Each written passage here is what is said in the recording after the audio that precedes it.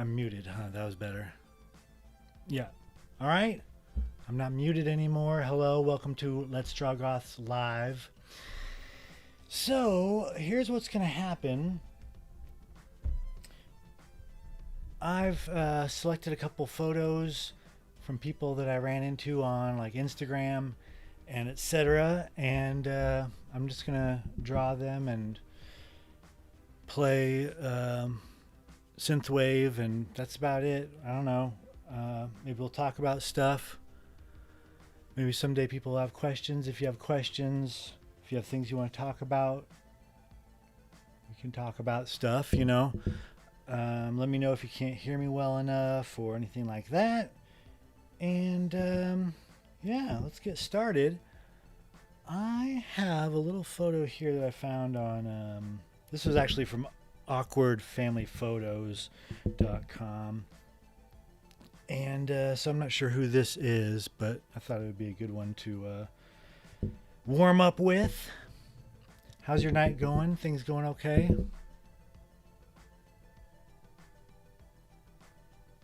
All right, good. All right, so let's see here. What I like to do is pick out my pencil and a good light brown color. And then I kind of stare deeply at the image. Yep, okay, I've stared deeply. Oops, I need to start a new layer. All right, here we go.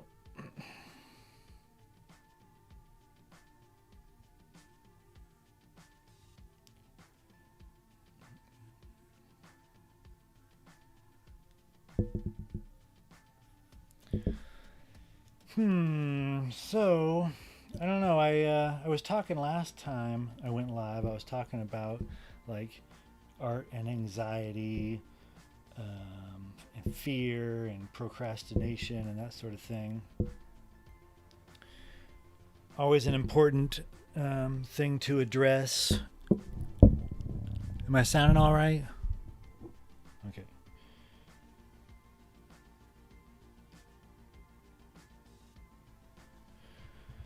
But it's a common theme. I don't know. It's something that can stop you from doing anything at all, and that's a shame.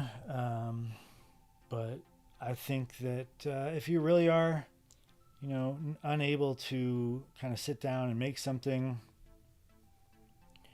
there's nothing wrong with spending some time like doing other stuff that's useful. You know,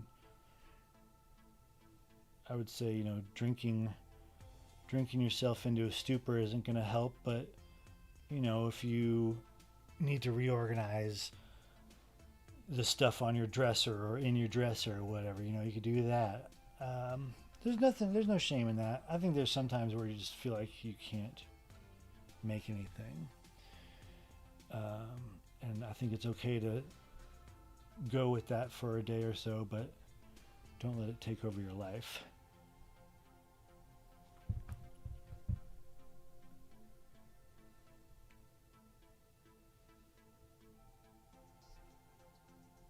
I didn't want to get too heavy with this episode, but I was also thinking about the all the times that I've gotten turned down, or you know, been told that my art is no good, or even hated on, or I don't know, or at least even, you know, just felt like somebody was saying that my art was garbage when maybe I was just taking it too hard. You know, we all go through that. And let's see, what were some times that when that happened? Wait, hold on. I wasn't concentrating, and now this girl looks like she's smelling farts. Gotta fix that.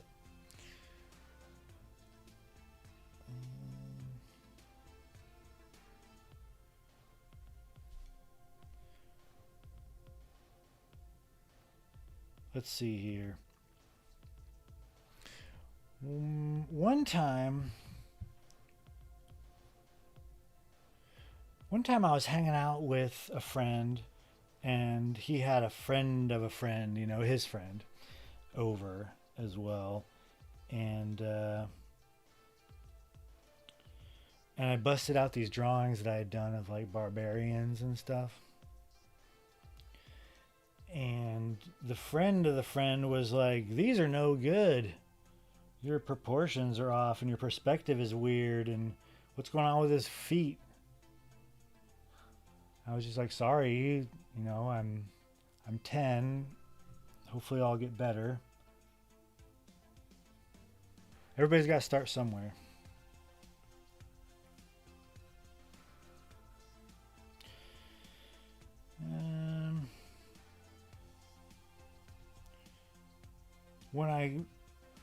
When I got into art school, I was like almost 30, and I thought I was like already king of the world or something for some reason, and I wanted to like transfer out of all of my beginner classes, you know. And so they'd want you to like come in and show the teacher your portfolio and kind of see if you can get waived out of classes.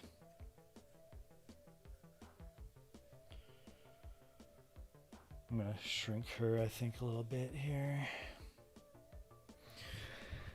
So I did. I showed up at like my beginner drawing class, and I was like trying to show that I'm already an awesome artist or whatever, and hope that I could get, you know, pushed past into the next level of classes. Well, first of all, you know, as far as like life drawing and stuff, there were a lot of the basics that I hadn't learned, and had to kind of swallow my pride and realize that it was okay to start from the bottom and figure out from scratch. And maybe, you know, if somebody else is telling you the basics, you might hear something that you hadn't heard before, regardless of how good you are. So the other thing was, you know, when you come in a beginner sort of setting and you show up with your portfolio, either in art school or maybe you're at Comic-Con or something. How's this looking? It's all right.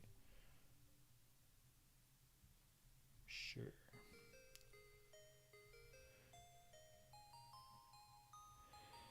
What will happen is when you're a beginner, you're probably going to have a lot of these pieces in your portfolio that are like realistic or, you know, copied from photos. Speaking of, I'm going to go ahead and turn her photo off. No, that's the wrong one. What is the one I was looking for? This one. Okay. All right. And I think I'll just make it up from my head from here. But anyway, when you're a beginner, you're going to have a lot of pieces in your portfolio probably that are like charcoal or pencil or colored pencil, and they're going to be like copied from a photo. And you can get caught in the trap of like thinking that the goal is to, you know, copy it perfectly and have like just like you've taken the photo and put it on paper, and if you get that, then you're like, yes, I did it. So I had some of that kind of stuff in my portfolio. And the instructor was like, have you ever noticed that if you go to like art fairs or student shows, wow, this pen is huge. Maybe I can work with that. I don't know. You go to these art shows, you go to the mall, whatever, and people are selling their art, or you go to a student show. There's always going to be John Lennon, you know, perfectly recreated in charcoal or some fashion model, whatever. Right? Aren't you going to see that? And his point was like, maybe if you see that everywhere, if a lot of people are doing that, then maybe it's not that hard. Oh, good. We got some comments here. Hold on. Raven says, hey, what program are you most comfortable with in terms of drawing? So I'm working on an iPad Pro. I've been doing this for like a year, and I was really intimidated when I first bought this, and I kind of warmed up to working on this pretty much all the time. So right now I'm in Adobe Fresco, which is really a lot of fun for drawing and painting kind of stuff. And I'm really going to just be. I'm getting some echo. Hold on. Okay, I'm really just going to be like doing black and white here, and I love all their inking tools in Adobe Fresco. But this is pretty new to me. And the nice thing about this one too is it's very clean interface. It's a lot like Procreate where it's a very clean interface and there's not a lot of junk and menus in the way. But mostly I work in Clip Studio EX or Pro. I think I have EX on here. And that comes in handy for making books and comics because aside from just their drawing tools being really amazing, and I love the way that their pencils and everything work. My point is, I've just, with this last book, the Let's Draw Goths coloring book, I figured out how to work the like the page creation, like book creation tool. So it's sort of like a mix between a drawing program and like Adobe InDesign or some other kind of PDF creating thing where you see all of the pages at once and you just click on which one you want to work on and it all kind of updates in real time and things don't get lost and separated like they do otherwise. I love it. I prefer that, definitely. I kind of forgot what this girl's hair looks like.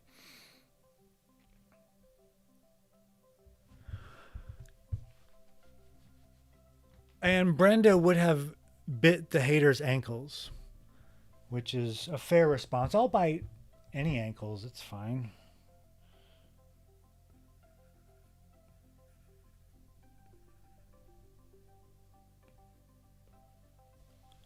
What do you guys think of the music? Is it all right? Is it a good level? It's hard to find stuff that'll, not get you kicked off YouTube.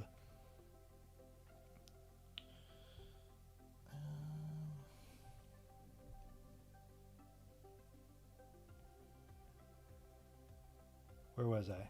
Oh, so the point is with this last story about criticism and realism and everything.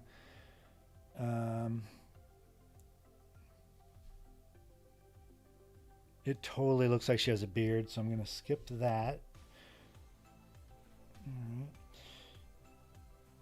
So he was saying, if you see these realistic drawings everywhere, then maybe they're not as hard as you would think that they are to make. And it's kind of still something to, certainly explore in your student phases, but it's also something that, would want to try to move past.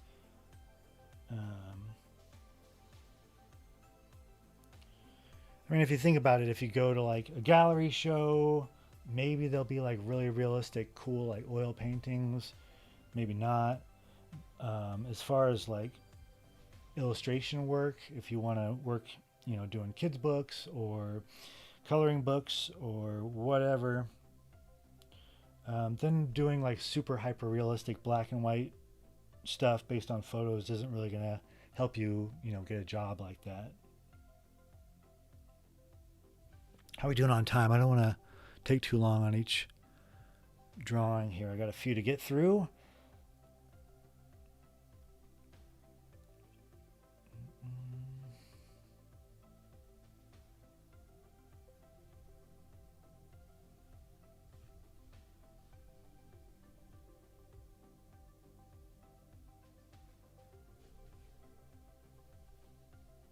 All right, music's too low. I'm going to fix that a little bit.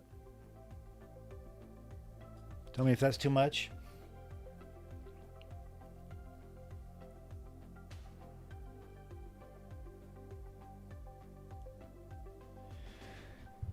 Let's see here. Raven says only a year. Damn. Gotta say, mate, you have a speedy progress into character builds.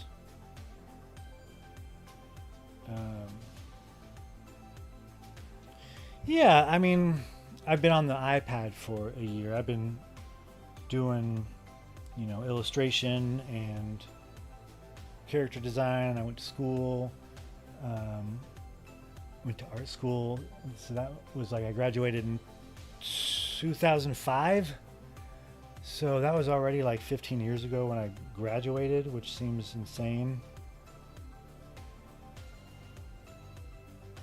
But the other thing is with this, with Let's Draw Goths and this whole project that I've taken on, it is, half the point is being an exercise in not being precious about stuff. And so that's been something that I've been working on to not get carried away with detail, or,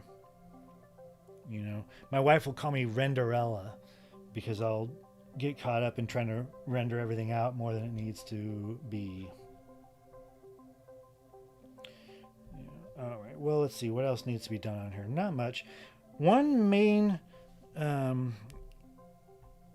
let's not call it a mistake, but a thing that people get caught up in when they're drawing in the beginning that I notice is right in this area here, with the chin and the neck and the jaw. Let's see, I'm pointing to stuff and my hand isn't in the shot. That's pretty silly. So what will happen is a lot of people will do like, oops, that's pretty big, a head, and then they'll do this like jaw line, and then there'll be like a neck that comes straight up out of it. I mean, this is very like kind of a harsh looking drawing, so I guess that looks fine, but generally I try to like not let these lines meet up all the way down here to kind of remind the viewer that this is flesh, and that there is, there's meat under here. It's not like a skull and then like a spine and stuff coming straight up out of it. So I like to keep it kind of fleshier than that.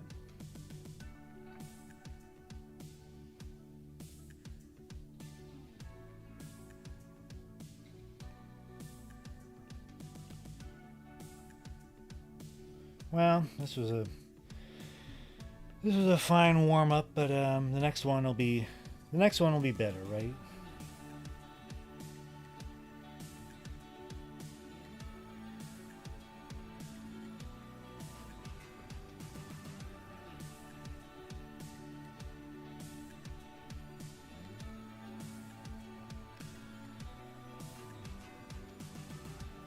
Oh, sweet. Always looking to add new Instagram friends.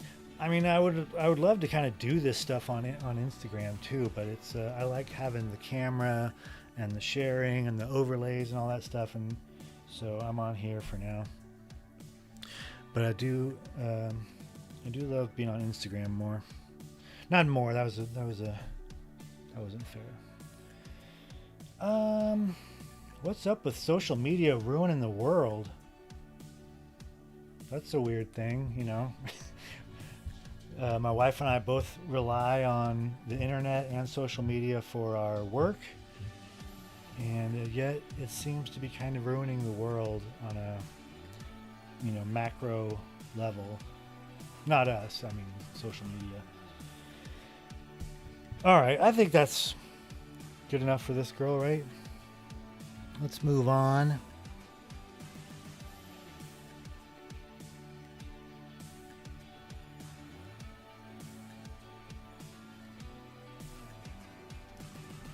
This, let's see here. This is Rain, post-punk Dracula on Instagram. And this is a great picture. So what I might do with this one is really kind of look for a minute and kind of decide what I want to do, and then maybe just not have the photo up as reference at all. And that way it kind of stews around in your brain and your imagination and becomes not just a picture anymore. I feel like I think of things kind of three-dimensionally. So if you take away the photo, then you can kind of just start to picture things more three-dimensionally and not worry about copying a photo. So let's see if I can try that.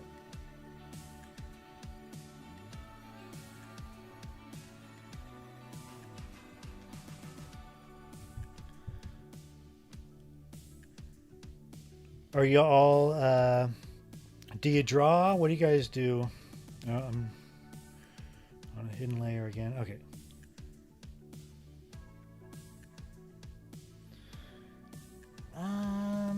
All right, here she is.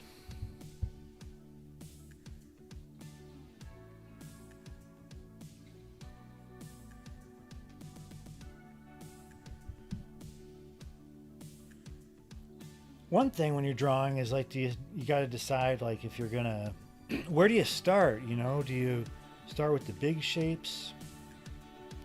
Do you start with the details? I would say that the going wisdom is to start with the big shapes, and I think if you're beginning, definitely that's a good way to go. Like, do the whole head and then like a center line, and you guys know about that kind of stuff. Figure out like where are all the features landing on the face with that little cross there. I kind of like to go the other way sometimes though, and just like start with the face and then just kind of radiate out, but that takes some concentration and practice, I guess. And it's gonna look weird, but I like drawing weird. I don't want to draw like realistic anymore, if I haven't mentioned that.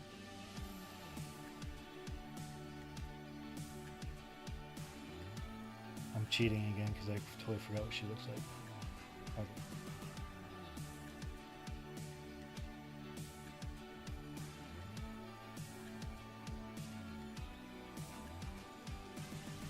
It's funny. She doesn't actually have fangs in. I think I'm gonna not have fangs either then.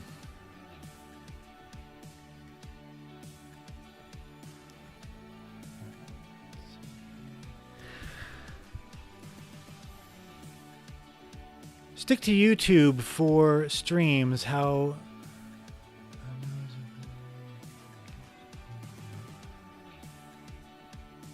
should set this up so that when I need to read, I'm actually still on camera, huh? Stick to YouTube for streams.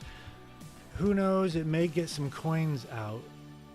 Also fully agreed with the unsocial medias. Humanity as general was not prepared to, yes, to have access to all the different cultures. I mean, I think it's a good thing, but as far as access to all cultures, you know, I grew up in a time when people didn't, and anything that wasn't like white American culture was like,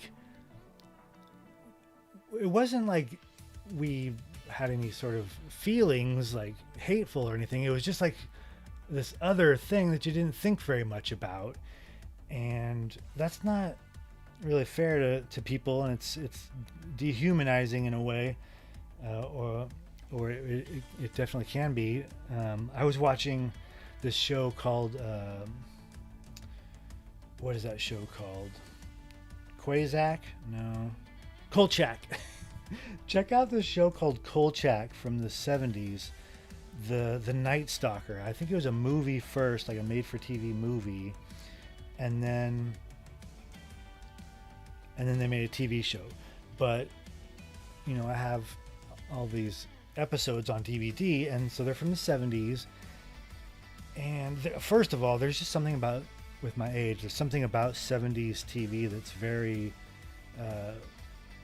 what's the word, comforting to me. You know, it's like a cozy blanket. There's something about the timing of the way it's shot and edited, and the sound and the music, and like you see the cars and you're like, a car, remember when like that's what a car looks like in my brain, you know, like the cop cars from like Dukes of Hazzards or whatever, you know, that's what a car looks like to me. And I have to remind myself every day that these rounded out things are actually cars too. Anyway, the point is, it's a great show. It's a great character, but to say it's politically incorrect isn't even really doing justice to the problems that happen on this show. Like, there was this zombie episode where the bad guys or whatever were from Haiti, and they were doing voodoo, and they were doing the classic zombies of burying people with all kinds of spices and powders, and then they get up out of the grave and they're all sort of spaced out and probably brain damaged, so they can do like your bidding. And so that was what was going on in this episode. I mean, first of all, there's not going to be any black people on this show unless they're like the characters in that episode, right? Like this one. Otherwise, they're missing. So when like a dead body gets rolled into the morgue and there's a black arm under the sheet, you're like, oh, there's a black guy. It's clearly it's an episode about these Haitians. And every time they bring up these characters, they're like, Black Joe, oh yeah, Black Joe died and he got buried at the public expense, and Black Joe, and that was uncomfortable to bear through. And then at one point the police chief is talking about like, why would people dig up dead bodies? Why would they dig up dead bodies? Who knows? They're from another country. Who knows what they do in another country? And it's like, that's kind of like how it was in the 70s and into the 80s, where you just like were oblivious to what was going on and in any other people's lives, and it became like the small world, like where they're just sort of little cartoon characters, and that they wear those big fuzzy boots in Russia, and they got the hats, and the you don't know much else about anybody. And I think that anyway, the social media and the internet has made the world smaller, and I appreciate that. The problem is as in the information age, it's also become the disinformation age, and nobody agrees on what is truth anymore, and that is becoming the main problem, I believe, in Peggy Hill's opinion. All right, I got into monologuing about culture and forgot to draw.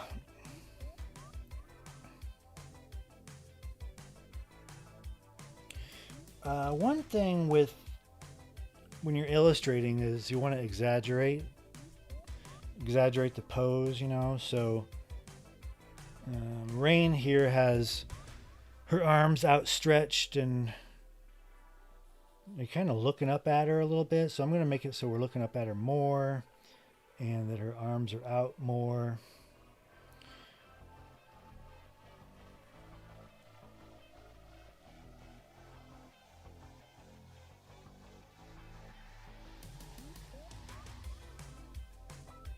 All right. And it's kind of a shame that both hands are missing, so I'll probably have to just go ahead and add hands, which is a lot of fun when there's no reference, but I'll just keep it loose.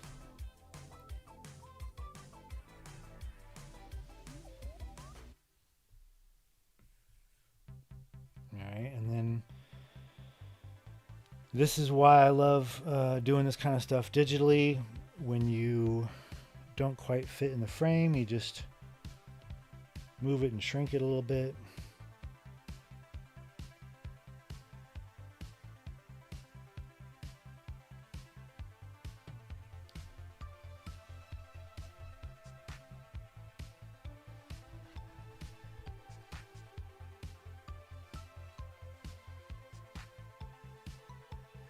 No, it's true. The people that are ignorant and now they're on social media, it's a problem. I heard somebody, I think on a podcast, talking about, it was on Endless Honeymoon with Moshe Kasher, was talking about this, where we're in an age now where it used to just be like that there was nerds and people who read, and there were everybody else, and there were people who were interested in history and knowing what's going on. And of course that's still true, but there's also people like kind of playing catch up, like on the computer. They like realize that they weren't really paying attention before in their high school heyday, and now they're gonna like start paying attention, and they want the short answers and the videos, and they want their friends to kind of maybe explain it on Facebook, sentence or two, or a tweet.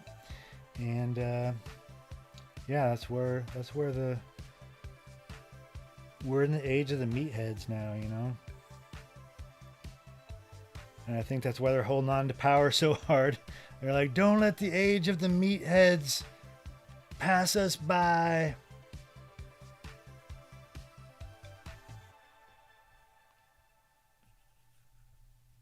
All right, so that's fine for my underdrawing. If you're not familiar with the concept of an underdrawing, everybody does it kind of differently.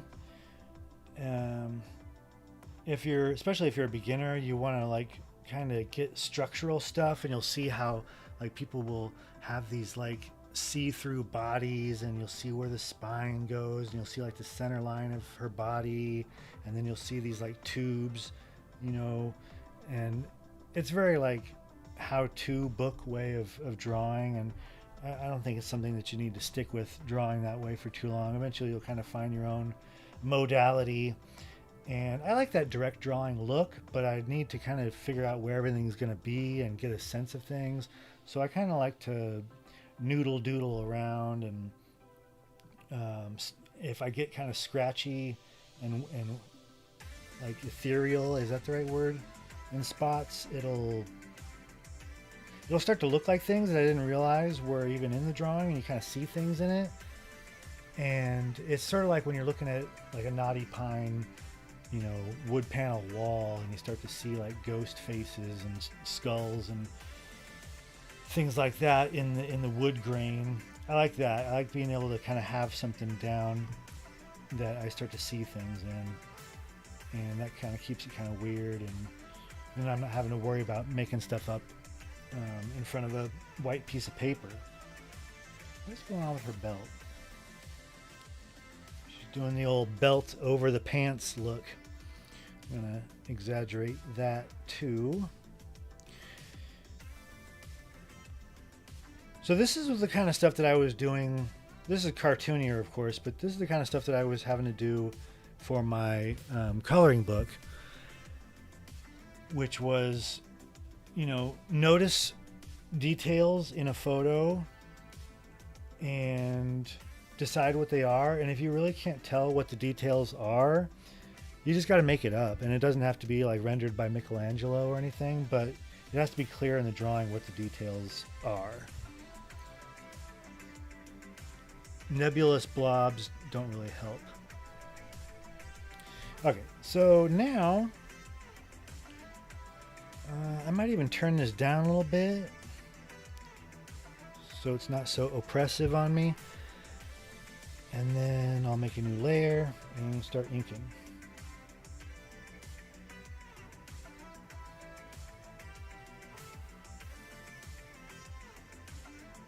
Oops. Well, that's a shame. No, that's fine. The important thing is this keeps updating and showing this video, and that's good, because I wasn't sure if it would crap out on me or something. Now I jinxed myself. Okay, inking. Let's get the black. The nice thing with Fresco is it holds on to the last few colors that you've used, and so I'm not great with color. That's always, I would say it's like a weak point, but it's not even about being a weak point. It's about like what your passions are. I know people who love to go out and they'll go out in the first thing in the morning to some garden, and they'll try to figure out what the flowers look like in the morning light versus the afternoon light, on a cloudy day versus, you know, they just geek out on the intricacies of color. And for me, it always feels like math, and I have math anxiety. I get kind of sweaty and freeze up when I need to do math, and especially in front of people. So when you're like trying to figure out what like muted pink looks like when greenish light is hitting it, that's like math. That's like a problem that you have to solve, and it is solvable like a scientific experiment. You know, you can like kind of map out what happens in different lighting and color situations, but I start to get kind of confused. So what I do is I like to work in black and white when I can get away with it. A lot of times with like illustration gigs, they're not going to be super keen on black and white. Let's see, what was I going to do? Whoa! Dang it. That's the trouble with the iPad. You might flick your finger on something. Where did it go? Okay. So what I'll do is I'll just steal color schemes, because first of all, there's no copywriting a color scheme, right? Like obviously there are trademarked color schemes like the 49ers or the Giants or whatever. They got their color scheme, and you would get in trouble for, like, you know, maybe trying to sell t-shirts that are football themed and have those colors. You're already starting to step on toes. But if I go onto Pinterest or wherever, and I just start looking at stuff, whether they're like rock posters or old comic book pages, or I like a lot of ephemera kind of stuff where, you know, it was printed to look good in just a couple colors because that saves money. And when printing was not digital, you would have to kind of keep in mind how many times it would go through the press. So the designers would design stuff that would look good with like two colors printed on like this aging yellow kind of paper, right? That looks cool. And if you just grab those few colors, then you could even use the eyedropper, or you can, whoops, her shirt isn't black. Okay. Or just kind of reapproximate and adjust digitally or with your paint, whatever. You're starting from something, and you might even kind of adjust the colors as you go.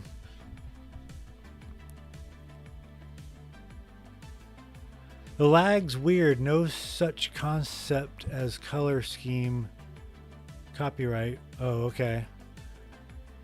Portugal. Okay, Portugal is on my list of countries that I might need to leave the country. You know, maybe need to go to Portugal. That I've checked out, and that looks really cool. How do you like Portugal?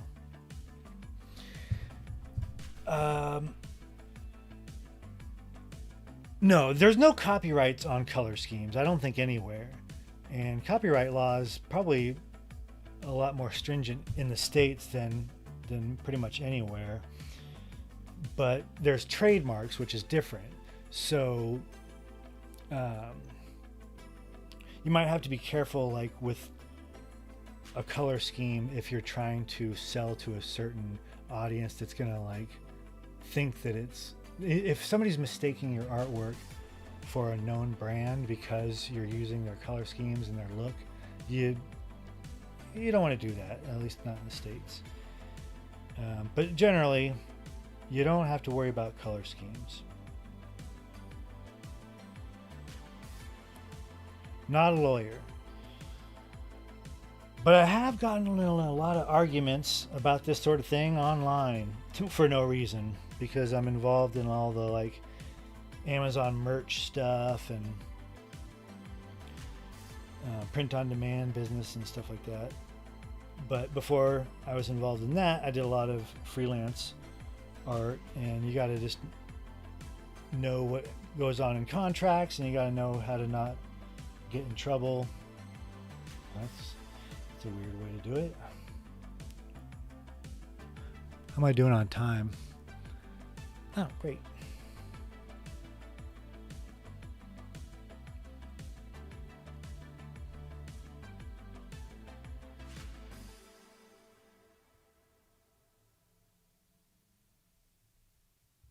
So is there a lag with my talking, or what's the lag happening? All I know is how it looks once I've recorded and I check it out afterwards, and I haven't seen any problems with the timing.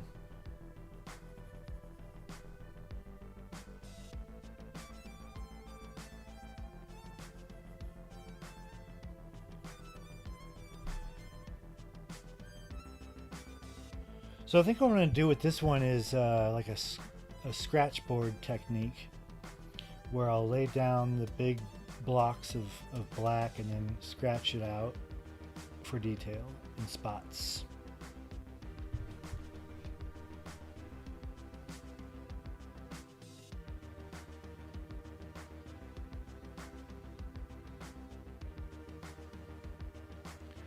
Raven says, stay away from Lisboa.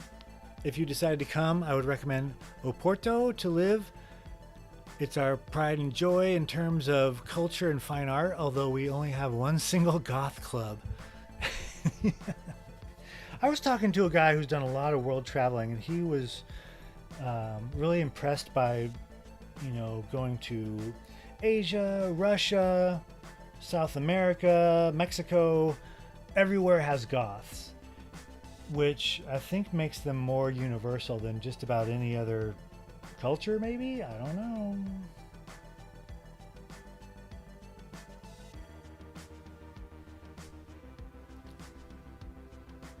Everything's frozen? Oh, okay. You're right. No. Mine's still going. I'm going to check the feed here.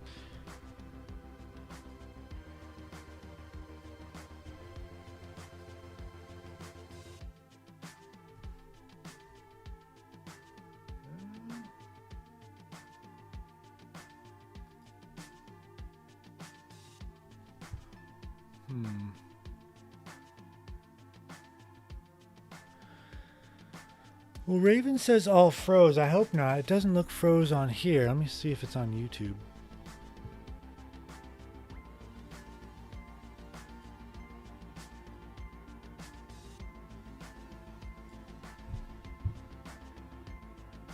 Anyway, as far as Portugal, I heard that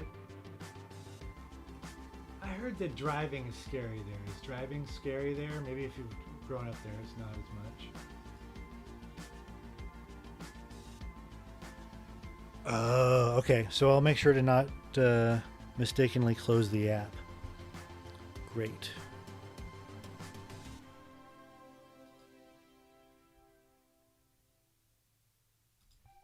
Okay. No, I get involved in a thing that I call it house porn, and that's where you get stressed out about where you live, or you get frustrated with the amount of space that you have. Let's see, where's my photo? And then you start going online and seeing how you could live elsewhere. I don't know if you've ever done that.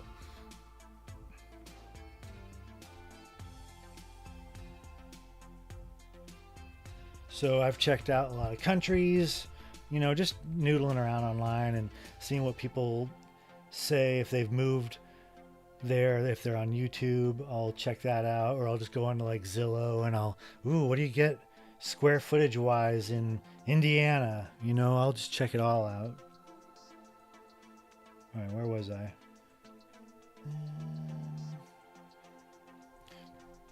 Let's have her have weird gnarled hands. A little bit.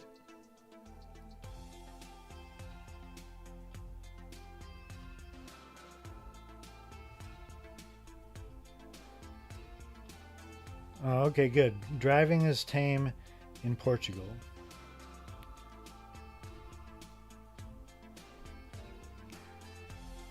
Maybe that was thinking of. Maybe I'm thinking of Spain or something like that.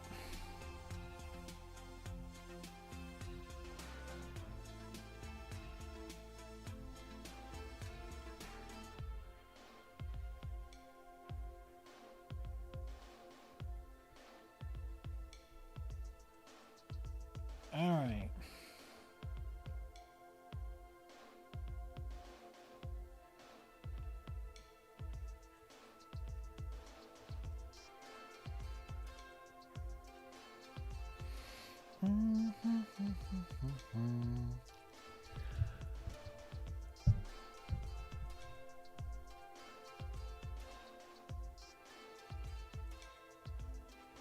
Do y'all draw?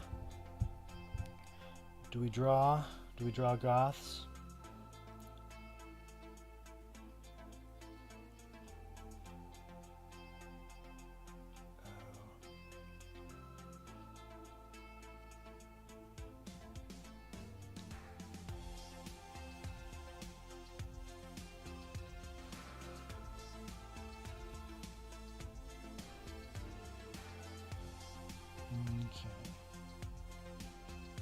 I'm going to try to wrap this up here. Just put one more minute into it.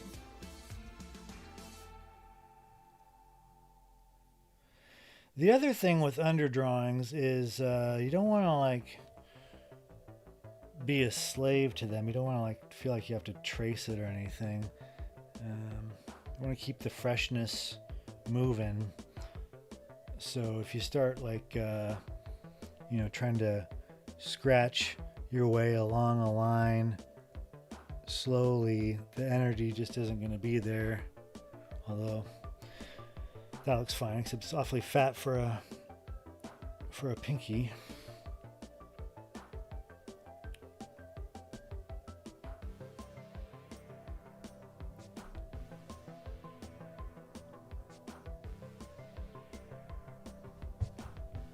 I might do some of these with traditional media. I've also figured out kind of how to do an overhead version.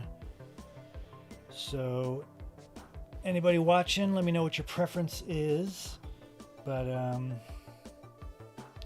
can't beat digital for speed.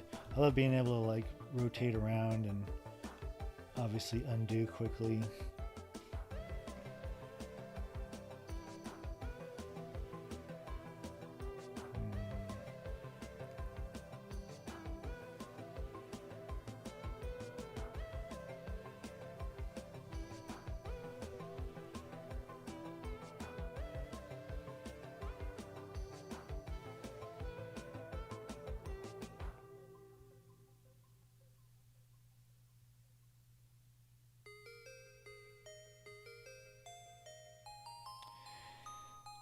Brexit is a mess, and I don't know a lot about it except that here in the States, people were warning that, like Steve Bannon and these kind of creeps were involved in like advising this stuff, and it was sort of a test to see how it would go to do similar things with nationalism here in the States. And nobody heeded the warnings, and here we are dealing with this mess this week. Oops.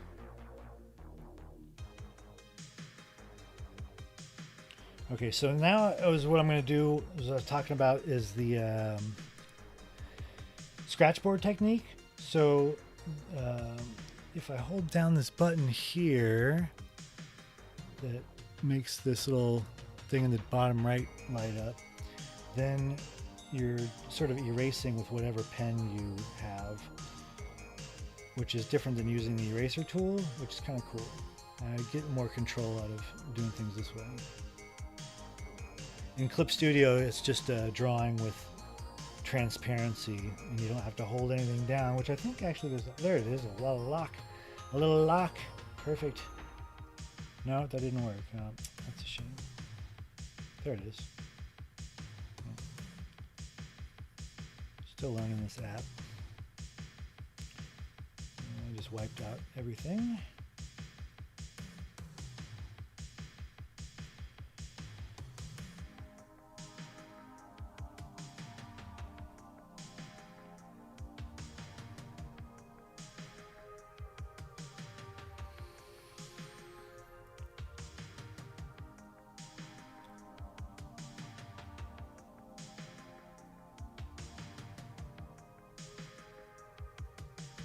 Right on, digital or analog. I gotta say too, like the digital is so much easier to be able to like see as far as filming, because the overhead stuff, it's very hard to keep it all in focus and all that. Alright, where was I? Need this. This turned off. How's that? Okay, there we go. Gotta get her face in here now. But yeah, my life, I've been on and off interested in following politics, you know, and the last, well, aside from the last 4 years, the 10 years before that, I was kind of pretty tuned out and doing my own thing. And, you know, Obama was in charge, and there wasn't really need to pay too much attention. But I think I got kind of lax. Now, I feel like I got to take it all in every day, every night, with like news podcasts and checking in on Twitter, and then it becomes kind of too much. And sort of feeds into the, you know, anxiety, and been having weird ass dreams about Trumpian post-apocalyptic future dystopias, and you know, it gets to be too much.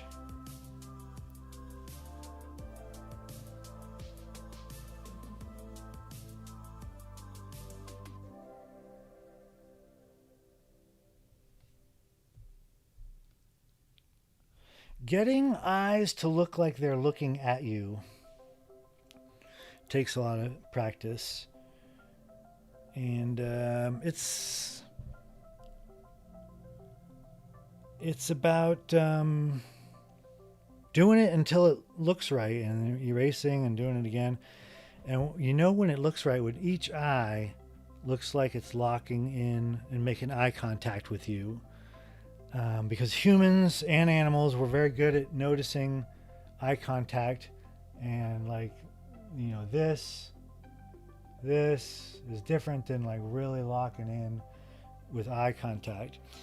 And when you see somebody like really making eye contact, you like feel like, whoa, you kind of feel invaded a little bit almost. So you want your drawing to do that. You want to feel like, whoa, something's looking at me. And if you don't feel that, it means maybe it kind of looks like your subject is looking past you, you know, or just off a little bit on one side. Oh, I had a big lip sticking out, but I think that's actually going to be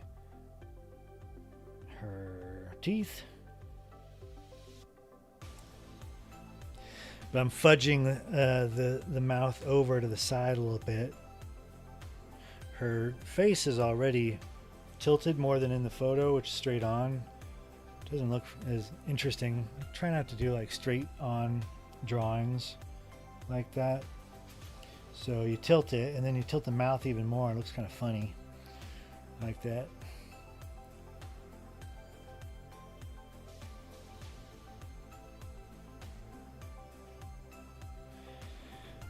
And then let's see, I'm going to bring this down a lot. Get kind of scratchy, because she did like, what is that called? Where they shade. You do like shading around your nose. What is that called? Not modeling. It's a makeup. My wife's a makeup artist, so I hear about that sort of thing a lot. Contouring.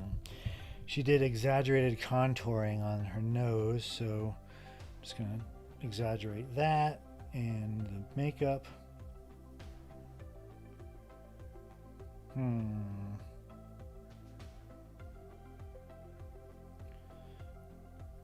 Still doesn't look very angry in the, or dangerous in the drawing.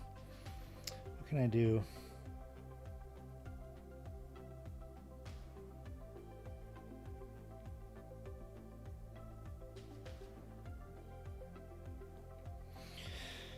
Her eyes are like kind of bored looking in my drawing, so let's fix that.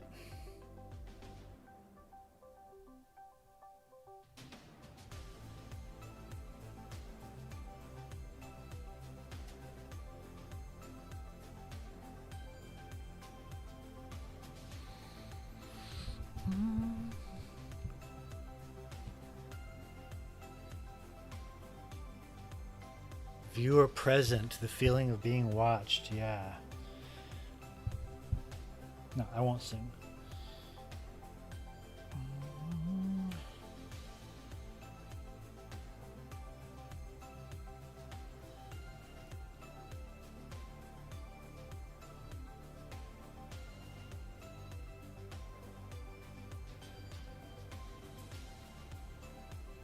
Get the eyebrows all the way down.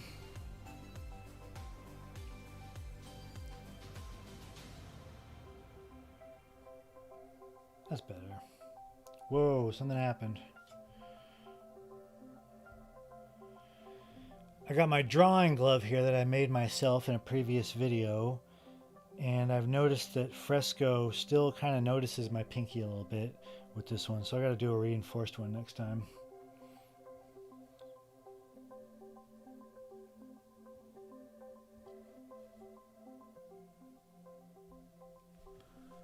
Hey Raven, how'd you come to find the channel?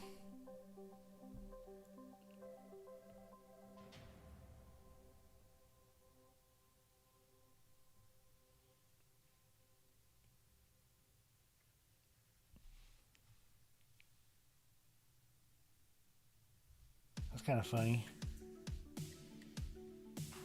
Don't know why.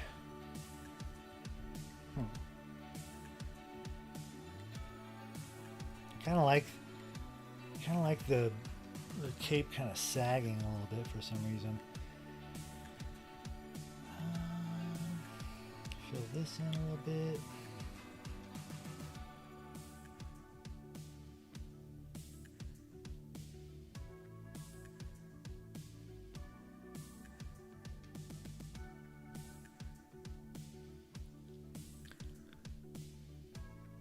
All right, well, I'm running low on time. I was gonna do an hour, but that never seems to work out with these. I always go to an hour and a half so far.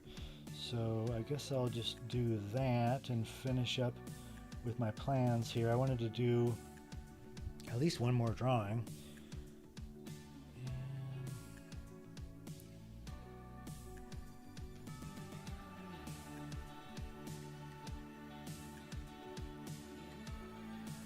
Here were two different styles of belts. That's a little indication, I guess.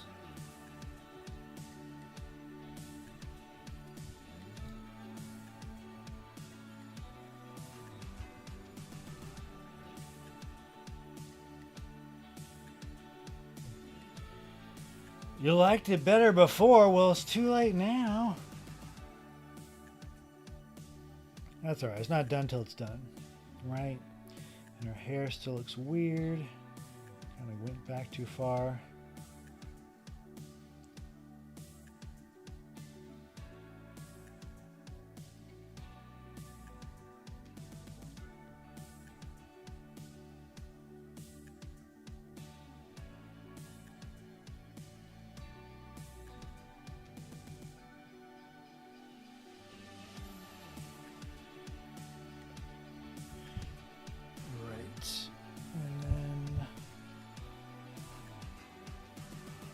Here's one of those details I was talking about where there's something, I think that's an earring, but it's not entirely clear. So what you need to do in the drawing is just make it clearer than that.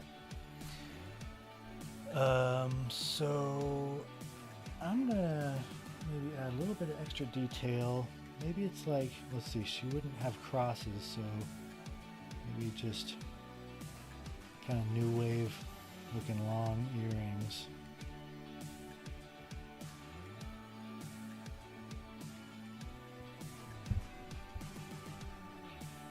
All right. And then her mouth still could be angrier. I think the thing is with like showing emotions and stuff, it's tough. But that's another one of those things where you got to make it clear. If somebody's like raising their arms up and they're like in this big dramatic pose, if they look bored in their face, it doesn't quite add up.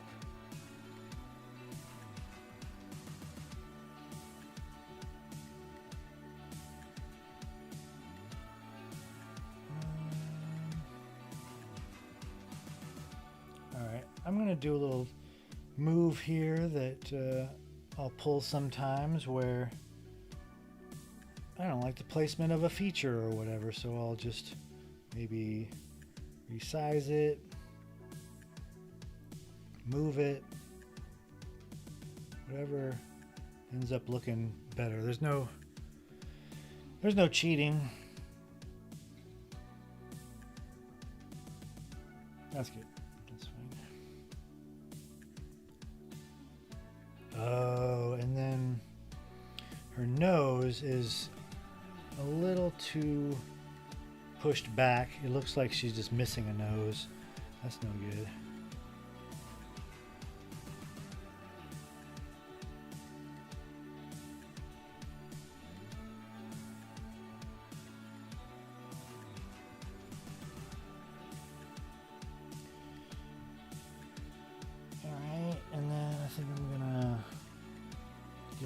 Shadow under her nose to prove that she has a nose. She's got a mustache. They have a mustache. Sorry, I think I've noticed some pronouns on the Instagram that I forgot about. Apologies, Rain.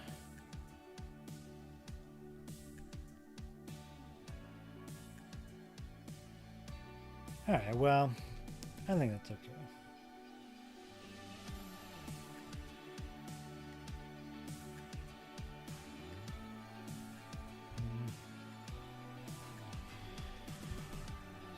All right, and then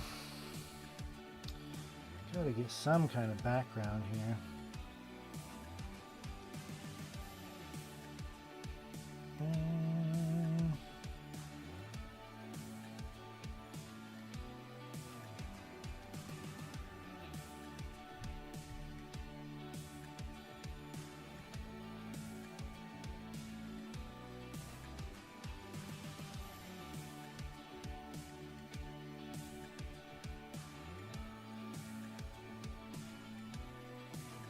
Yeah, alright.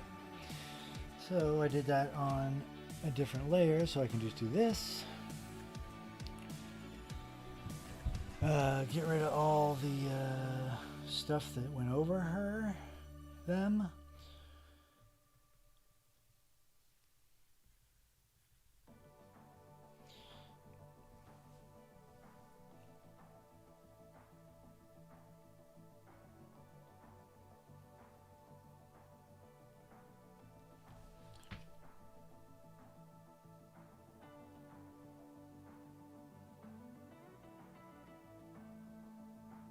Raven says, it's a refreshing content I didn't thought I needed, but that I end up being very soothing. That's what I'm going for. You know, I gotta say I wasn't sure tone-wise what this should be, but when you're making something, a lot of times it doesn't really matter what something should be. It just matters what it ends up being, and I don't enjoy things with a lot of frenetic energy. Again, anxiety.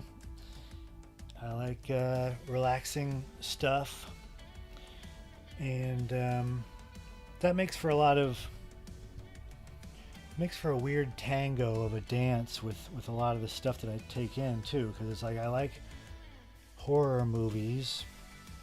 I like, you know, your harder gothic industrial music sometimes, like going to the clubs and dancing to that stuff, or if I'm in the right mood.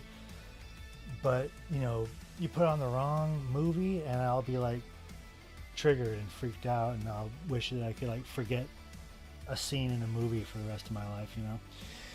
So I guess I end up making something that you can just chill out to. That's fine. Alright, I think that's fine. I think that looks okay. Maybe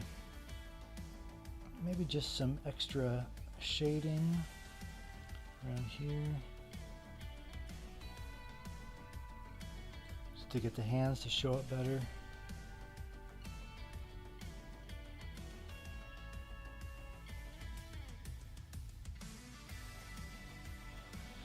I also went on and like did, you know, research and checked out what other people of course do with their live videos or YouTube videos, and saw what I don't want, you know, and I like that, you know, people have been able to do stuff and be successful with stuff that has more crazy energy, you know, almost like that kind of game show host energy with their drawing videos, but that's not me. And for a long time I struggled with like, oh, if I'm going to make videos I gotta have game show host energy, and that messed me up, because then you're not being yourself.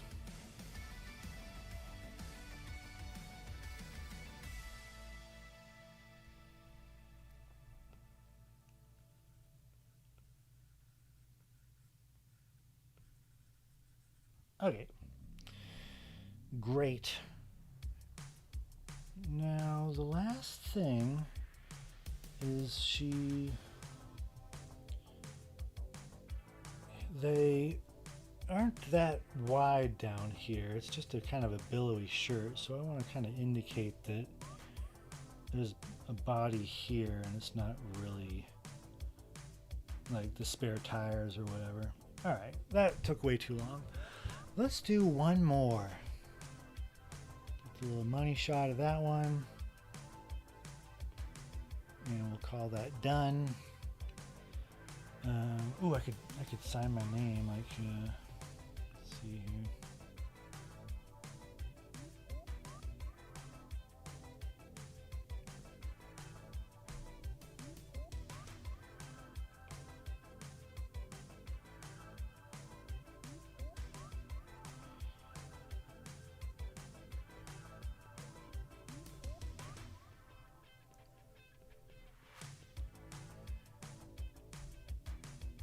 Alright, so for the last one,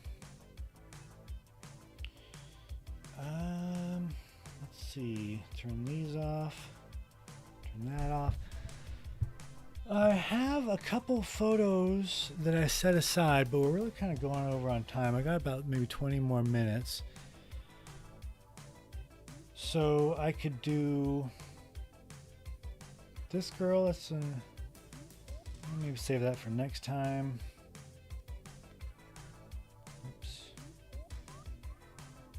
Where am I? That girl. Oh man, I'm lost. Where did it go? Oh, here it is. No. Did I lose it?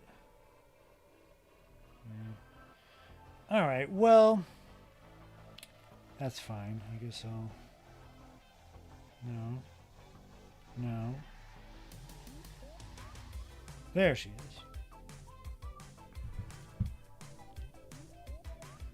Gothic Charm School, who is named Jillian, and she has a rather large cat. Oops, don't lose that one again.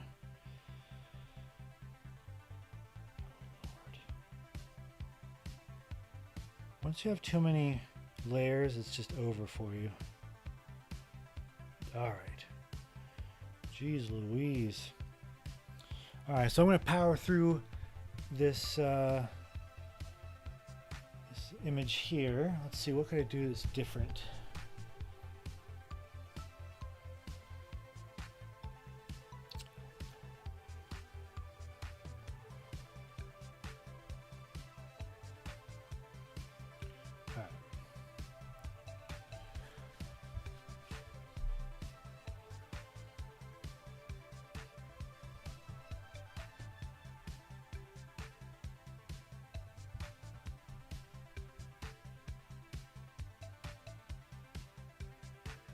Raven says, oh, I completely understand you. Sometimes there's just random triggers to your common day taste that you just have to accommodate.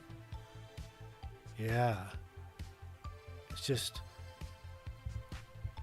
one of the cons of anxiety. I guess so. I mean, it's kind of flirting with disaster when you're watching horror movies, but you know, for me, mostly it's like monster movies or your more stylized, like It Follows, you know, is a good modern horror movie that I like. But mostly I'll watch stuff from the 70s or 80s.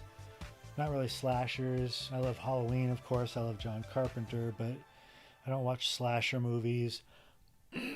But some of the most triggering, horrifying stuff that I've ever seen on TV or in movies was in stuff that wasn't in a horror movie at all. It was like a drama based on real events, or very realistically unstylized, the like shaky camera stuff where it feels, you know, like a documentary. What is the other stuff that messed me up? One of the most disturbing things I ever heard in my life was and saw was in a scene in Rick and Morty. So, you know, but the one that the movie about the Zodiac killer with Jake Gyllenhaal. I don't think Jillian was in that. Okay, let's draw this cat lady.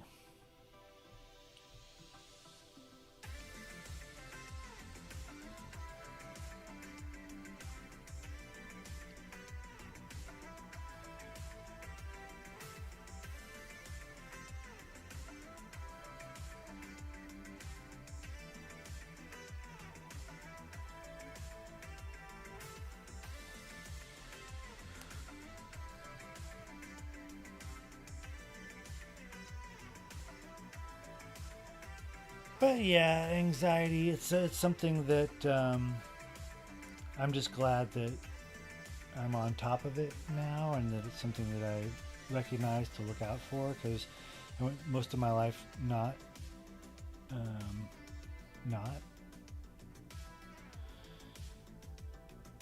And I'd love to do a video just about art and anxiety, because I kind of got to do it last live episode, but they are tied together for everybody in one way or another.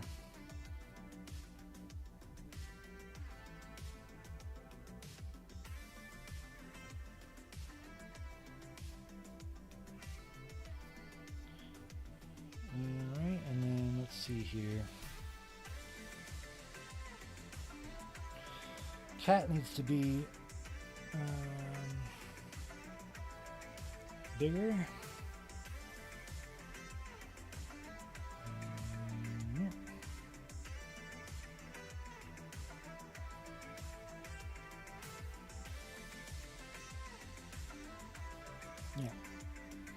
Yeah. Bigger still.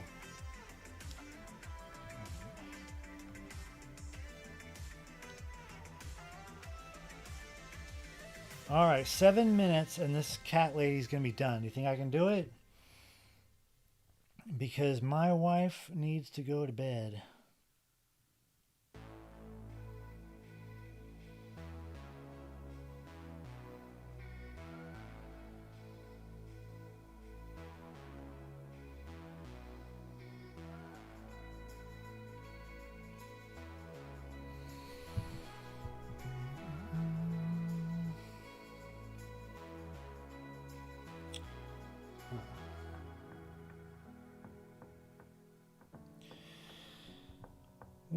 I'm already noticing that her face is way too small for this composition the way I wanted it to be, but that's okay because I like to draw faces small anyway, and at least for the rough, and then you can just, you know, make it bigger. You can always blow up the rough, that doesn't matter.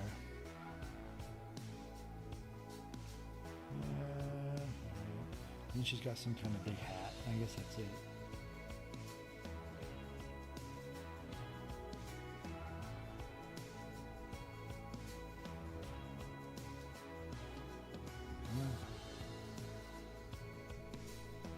Guess that's it.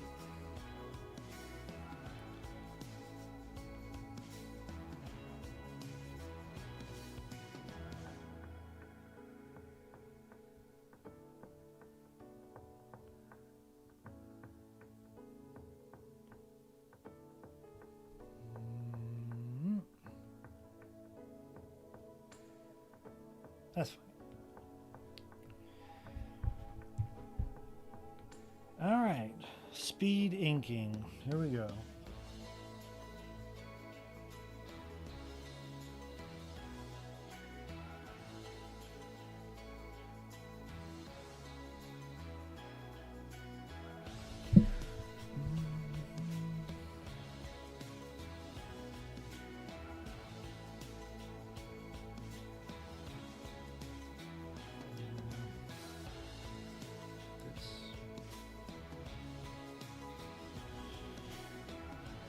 Well, this is the first time I've been up past 9:30 in a long time. Wait a minute, Raven. If you're in Portugal, what time is it? Is it the middle of the night? No judgment, but I got up at 5 a.m. today.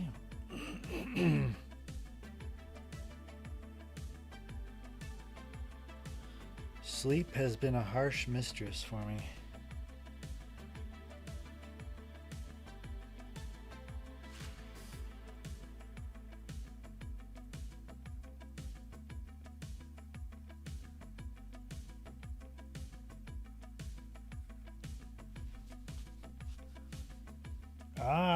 So are you up or for the day, or I mean up all night, right?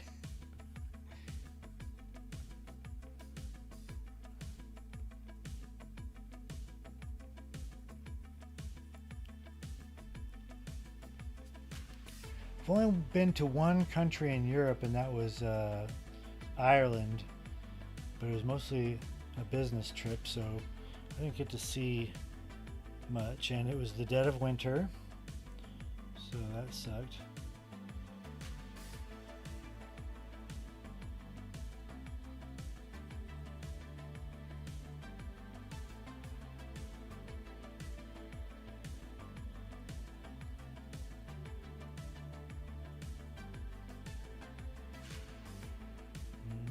All right, just filling this in super fast.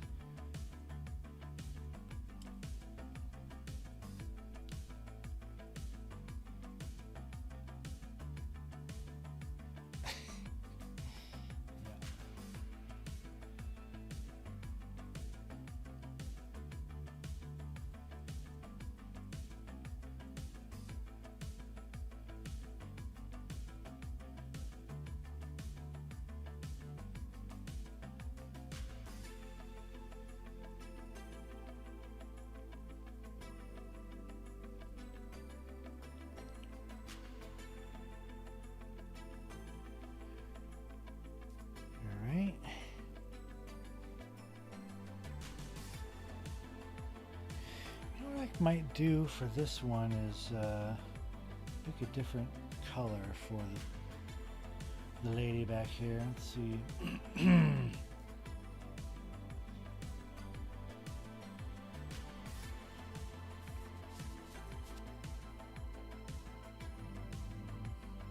Just kind of purpley, you know.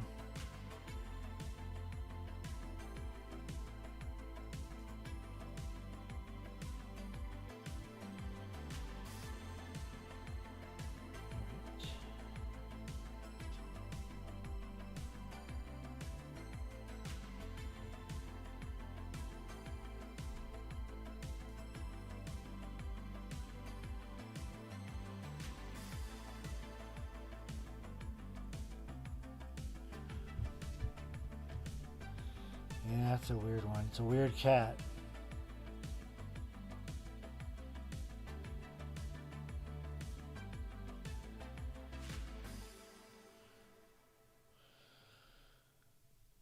But like I said, drawing realistically has become boring for me, and I went to art school at a school where everybody was going to school to like work for Disney or Nickelodeon or something, so it was very like or to do children's books, very commercial look. And me and the couple friends that I hung out with wanted to be in a Juxtaposed magazine someday, or High Fructose, and get into art shows. And I didn't ever want to have that like Disney look. So I like cartooning, but I don't want it to be like cartoon-y, if that makes sense.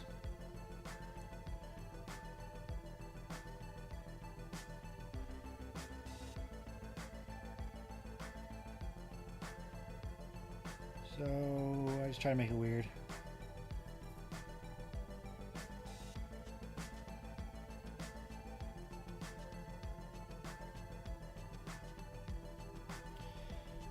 And this one's extra weird.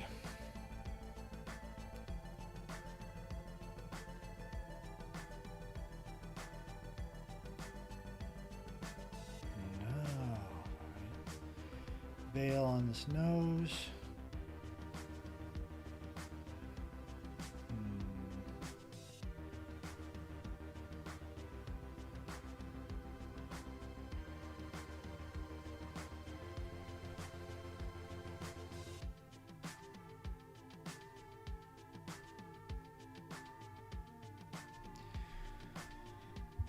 Alright.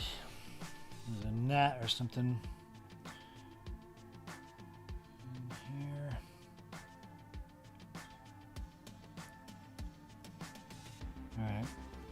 We're getting into the danger zone of my wife being mad that I'm still in here doing this, so let's wrap this up. This is gonna look sort of weird. I'm probably not gonna send this to this woman because it looks too weird. But I was going for weird, so maybe I will.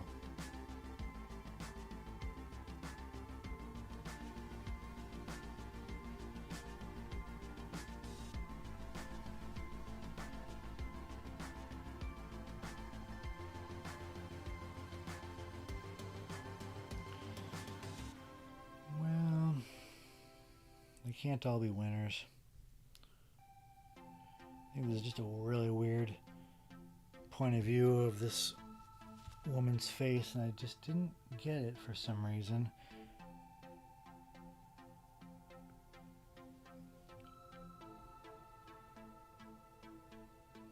I know what it is. Oops. What is that?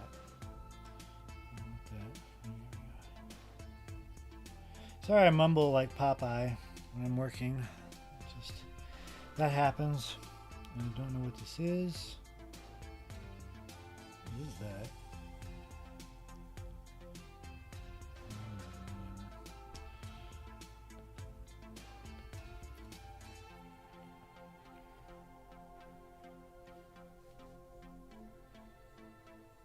It's because I'm not showing that under meat that I was talking about. The under the neck meat.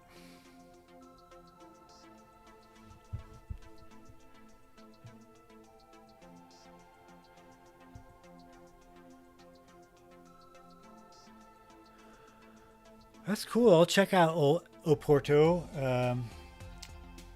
Me and the wife were just talking about getting our passports renewed and figured out and everything. Just in case things go awry here anyway, right? Okay, here's a good tip about drawing faces. Every detail that you put on somebody's face is going to make them look like 10 years older. So you got to be super selective with what lines you want to put down, and just because you see something going on somebody's face doesn't mean you want to necessarily make a big old gash line describing that thing, because it's gonna call maybe more attention than is necessary. So she's got this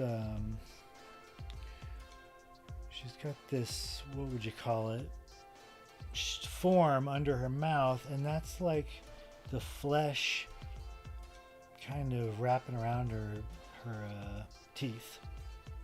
So kind of indicate that a little bit maybe, but I don't want to go nuts. All right. Not my best work, I'm sorry. But it's time to wrap it up.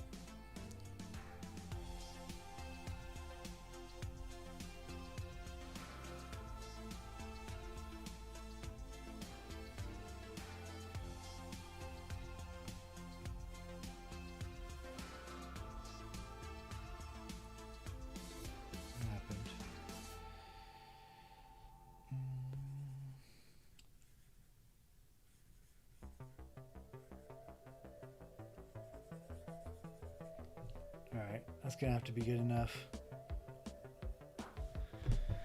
Thanks for watching Let's Draw Goths, Raven, and we'll see you next time. Alright, bye guys.